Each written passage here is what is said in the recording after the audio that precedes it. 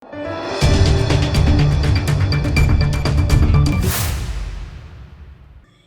દર્શક મિત્રો, આપ જોઈ રહ્યા છો લોકમૈત્રી ન્યૂઝ. હું છું એન્કર અર્પિતા પટેલ. હવે જોઈએ અગત્યના સમાચાર. માંડવીની વેદનામાં આશાની જ્યોત. વીએમસી અધિકારીઓએ મેલડીના આશીર્વાદ લઈને તાત્કાલિક કાર્યવાહીનો સંકેત આપ્યો. વડોદરા શહેરના માંડવી વિસ્તારમાં ચાલી રહેલી બિસ્માર હાલત વચ્ચે શહેરના વરિષ્ઠ અધિકારીઓએ માનવીય સહાનુભૂતિ દર્શાવી છે.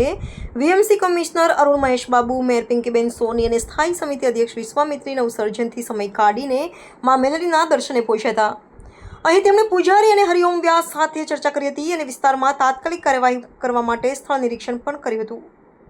પૂજારી અને વ્યાસ દ્વારા મહાનગરના પ્રતિનિધિઓનું સન્માન કરવામાં આવ્યું અને ત્વરિત નિર્ણયોની અપેક્ષા વ્યક્ત કરી.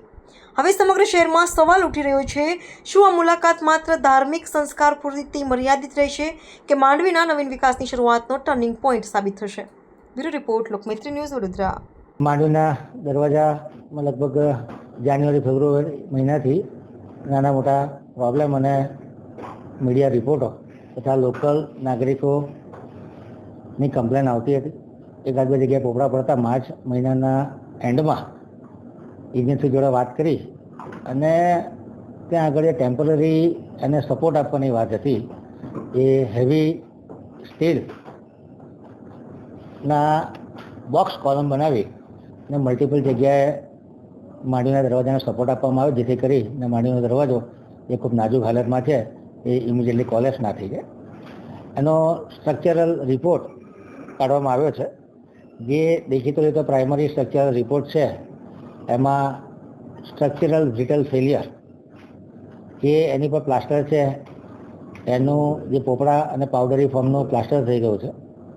એમાં જે બ્રિક્સ એક્સપોઝ થઈ ગઈ છે. જે રીતના ફોર્સ છે, એક્સિયલ ફોર્સ એટલે કે જે વર્ટિકલ ફોર્સ આવે અને જે શિયર ફોર્સ છે એના લીધે મલ્ટિપલ ક્રેક્સ પડી છે. અને ફાઉન્ડેશનનું ડિફરન્શિયલ સેટલમેન્ટ એટલે અલગ અલગ જગ્યાએ ફાઉન્ડેશન પણ એને હલી ગયા છે. આ પ્રાઇમરી રિપોર્ટના આધારે વડોદરા શહેરનો માંડવી ગેટ અને એ સિવાયના બાકીના 4 દરવાજાના જે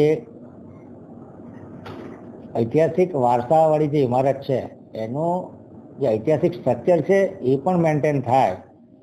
આ ડેમેજ થવાનું મૂળ કારણ શું છે, બીજા કયા કારણો છે, તમામ વસ્તુનો સ્ટડી કરી અને એની નીચેથી ગટરની લાઈન પસાર થાય છે, પાણીની લાઈન પસાર થાય છે, તમામ વસ્તુનો સ્ટડી કરી અને એના ડીપીઆર બનાવવામાં આવ્યા છે.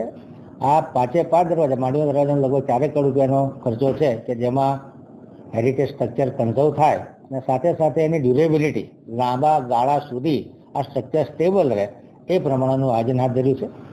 5 દરવાજાના એસ્ટિમેટ લગભગ 10 કરોડ કરતાં વધુની રકમના થાય છે. સાથે સાથે જે આર્કિટેક્ટ આ ઐતિહાસિક ઇમારતોનું રિપેરિંગ કરતા હોય એવા એક્સપર્ટ આર્કિટેક્ટને કન્સલ્ટન્ટ તરીકે નિમણૂક કરવાની પ્રોસેસ પણ ચાલુ કરી દેવામાં આવી છે. ટૂંક સમયમાં આનું ટેન્ડરિંગ કરી અને આ કામગીરી ચાલુ કરવામાં આવશે. માંડવી દરવાજામાં જે ઇમરજન્સી કામ કરવાનું છે ઇમિડિયેટલી કરવામાં આવશે ને ત્યારબાદ જે એનું સ્ટ્રક્ચર સ્ટેબિલિટી માટેનું કામ છે એ પણ કરવામાં આવશે. સાથે સાથે 5 દરવાજાના રિપેરિંગનું કામ હાથમાં લેવામાં આવશે.